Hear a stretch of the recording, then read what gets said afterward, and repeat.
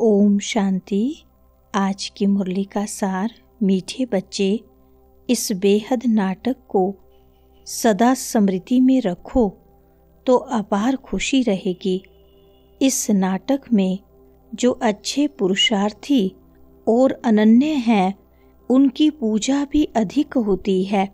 प्रश्न है, कौन सी स्मृति दुनिया के सब दुखों से मुक्त कर देती है? हर्षित रहने की युक्ति क्या है?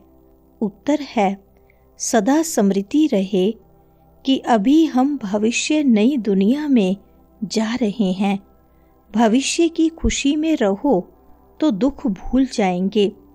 विघ्नों की दुनिया में विघ्न तो आएंगे, लेकिन स्मृति रहे कि इस दुनिया में हम बाकी थोड़े दिन हैं तो हर्षित रहेंगे। सुनते हैं मुख्य पॉइंट्स। पहला है, यह भी बच्चों को समझाया है, तुम जब ऊपर से आते हो तो वाया सूक्ष्म वतन से नहीं आते हो, अभी वाया सूक्ष्म वतन होकर जाना है। सूक्ष्म वतन बाबा अभी ही दिखाते हैं। सतयुग त्रेता में इस ज्ञान की बात भी नहीं रहती है, न कोई चित्र आदि हैं। भक्ति मार्ग में तो अथाह चित्र हैं। देवियों आदि की पूजा भी बहुत होती है। दुर्गा, काली, सरस्वती है तो एक ही, परंतु नाम कितने रख दिए हैं। दूसरा पॉइंट, जो अच्छा पुरुषार्थ करते होंगे, अनन्य होंगे, उनकी पूजा भी जास्ती होगी। तुम जानते हो, हम ही पूज्य से पुजारी बन बाबा की और अपनी पूजा करते हैं। यह भी नारायण की पूजा करते थे ना। वंडरफुल खेल है। जैसे नाटक देखने से खुशी होती है ना, वैसे यह भी बेहद का नाटक है। तुम्हारी बुद्धि में अब सारा ड्रामा का राज है। तीसरा पॉइंट, तुम जानते हो अभी बाकी थोड़ा समय है।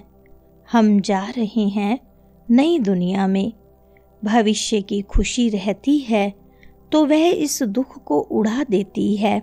लिखते हैं, बाबा बहुत विघ्न पड़ते हैं, घाटा पड़ जाता है।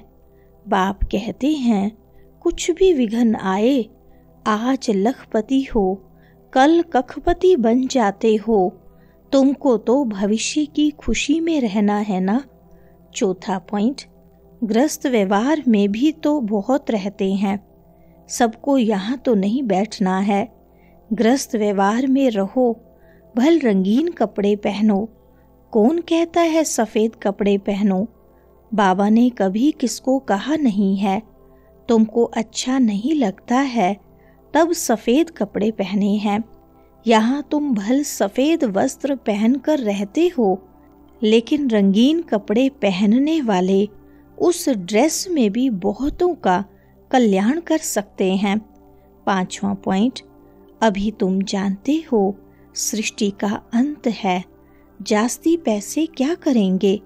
आजकल कितने डाके लगते हैं, रिश्वतखोरी कितनी लगी पड़ी है। यह अभी के लिए गायन है। किनकी दबी रहेगी धूल में, सफली होगी उसकी जो धनी के नाम खर्चे। धनी तो अभी सम्मुख है। समझदार बच्चे अपना सब कुछ धनी के नाम पर सफल कर लेते हैं। मनुष्य तो सब पतित पतितों को दान करते हैं। यहाँ तो पुण्य आत्माओं का दान लेना है।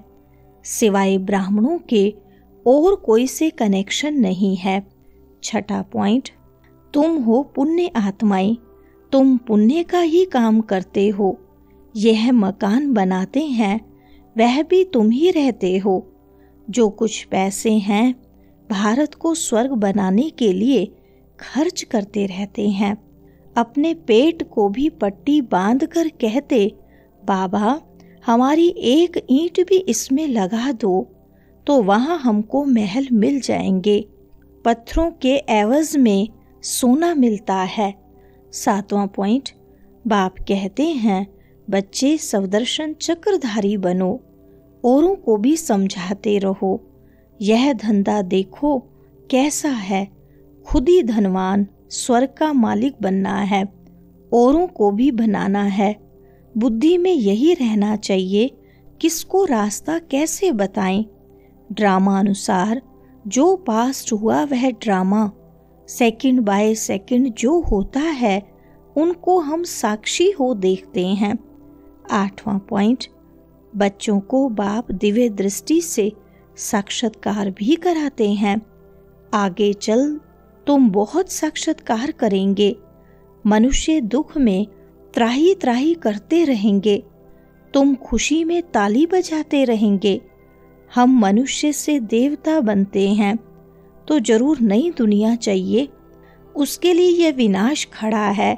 यह तो अच्छा है ना, 2 बंदर आपस में लड़े, मक्खन बीच में तीसरे को मिल गया। यह भी ड्रामा में नूंद है।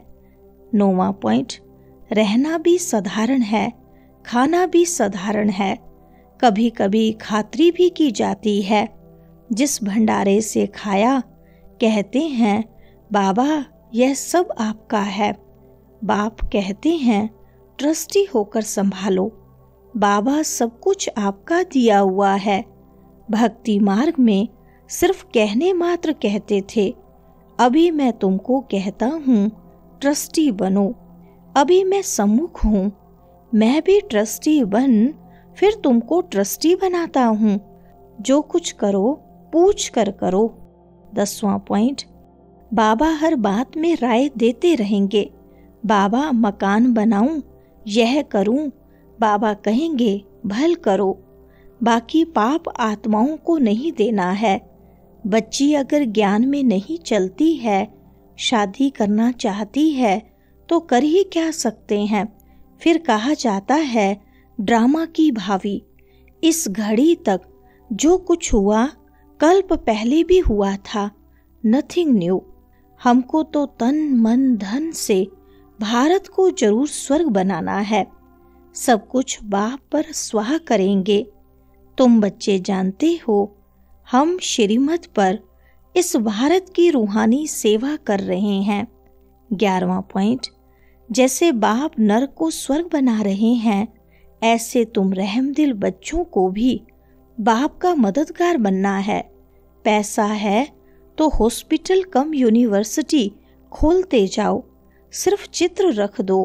जिन्होंने कल्प पहले ज्ञान लिया होगा उनका ताला खुलता जाएगा, वह आते रहेंगे।